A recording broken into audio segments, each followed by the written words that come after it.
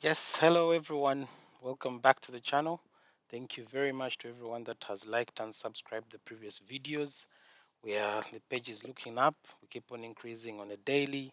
We have had over 200 likes on different videos.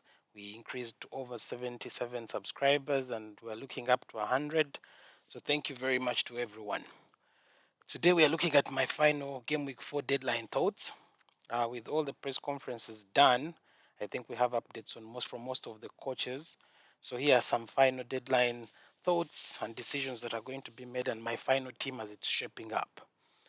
One of the things we did get to find out is about Callum Wilson, who's still behind on his recovery. Eddie Howe mentions he's still a bit behind, so those that have Isaac, it's not a time to really be threatened by his minutes. He's still available and he should be in pole position to start ahead of Callum Wilson anytime. Uh, yeah, that is it from Newcastle. The big contention right now is because of Haaland. Haaland did lose a very close friend and a very close family friend, and Man City has come out to mention that he'll be allowed to take compassionate leave if he wants, if he requires the time off. So that is something that has put him on. Most of us worried that want to captain him, including myself. But from his suggestions on online from his page, it doesn't seem like he's going to take the time off. He did train with the team, and he does look like he may be able to mention. Personally, I do believe he should be able to start. But one thing that comes into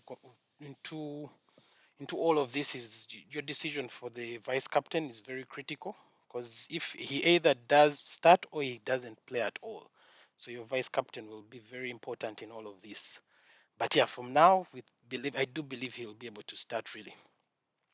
The other decision was about Elliot. There was communication from the Liverpool manager that he did fracture his foot in the international break, so he's going to be out for a while. The only key thing that comes out of this is those that have Soboslai as one of their assets, or Chiesa.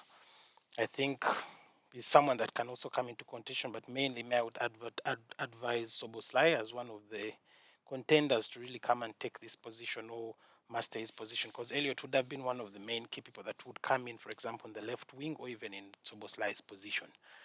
Any other news that we did get is Areola is back. I did see a number of people run to the West Ham assistant goalkeeper. But Areola is back in training and is available together with Brentwaite for Everton as well. He's available. We did get some news about Odegaard. Odegaard will be out for unconfirmed, but between 3 to 4 weeks, which will lead, as I mentioned in the previous video, to a change in the Arsenal formation. We might have to see Kai Havertz fall a bit behind and then Jesus probably start the front line, which might hurt the Havertz owners a bit, but still, I still believe in game week 6, all of us should be bringing Havertz and the Sakas, because still they should be able to be good enough to beat the likes of Southampton and Leicester in that period. So that shouldn't be a worry as well. And Arsenal is really good enough to manage, I think, within these periods without Odegaard as well. Ake is also out, probably until the next international break. And yeah, that will be around probably game week 8. So he's out for this period. Those that were planning to bring him in, I don't think he's a viable option right now. Still in Manchester City, we did confirm that Phil Foden and Rodri are back into contention and back into training. Foden is lowly owned currently because all of us did go for him during the start of the season, but unfortunately, from the Euros, the transition, then he did get hurt a bit, but he's now back, and I think he will be a very good differential going forward. But we need to monitor the time and see how he's brought back into the team. I think that is mainly it. We do know that Joao Pedro, one of the people that has been very, very vocal and most of us have been talking about, did come back a bit late.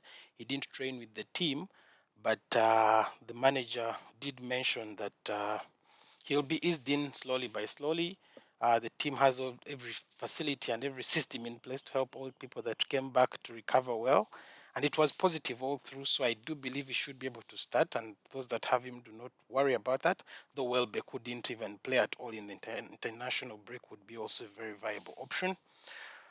There's been debates about the keeper for Brighton. He did confirm that Verbruggen is his number one goalkeeper, so that's something that you shouldn't worry about as well. I do believe he should be able to keep his position as well.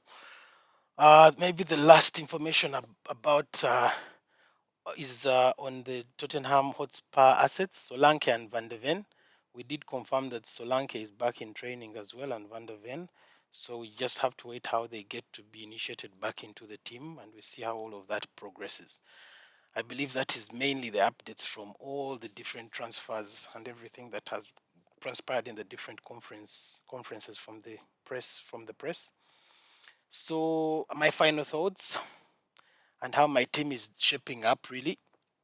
Um, it's still as it seems. I believe, like I mentioned, Haaland should be able to start his game, but in case he doesn't, I think Salah will be my vice captain. Palmer as well, I do believe he should be able to start as well. So not much is changing really, but the only thing that I'm thinking about, I think, is bringing in Watkins. I'm seeing the Aston Villa fixture being a very, very good one. So I'm still studying the situation of Haaland and Joao Pedro, and I think those will be some of my final thoughts towards the deadline. I will obviously post my final team on my Twitter page as well, once before, a few minutes before the deadline, after every information, in case we have any team leaks or anything that comes in, we should be able to share it as well. Other than that, I believe those are my final thoughts to do with the deadline. Please keep on looking out for any information on my Twitter page and any updates that may be coming up depending. And hope to hear from you as well. Please share, comment, like, and subscribe as always. And in case you have any questions, put them and I'll make sure to respond to every question that is shared. Otherwise, have a great FPL weekend. I'll probably see you and hear from you on Monday. Take care and FPL responsibly.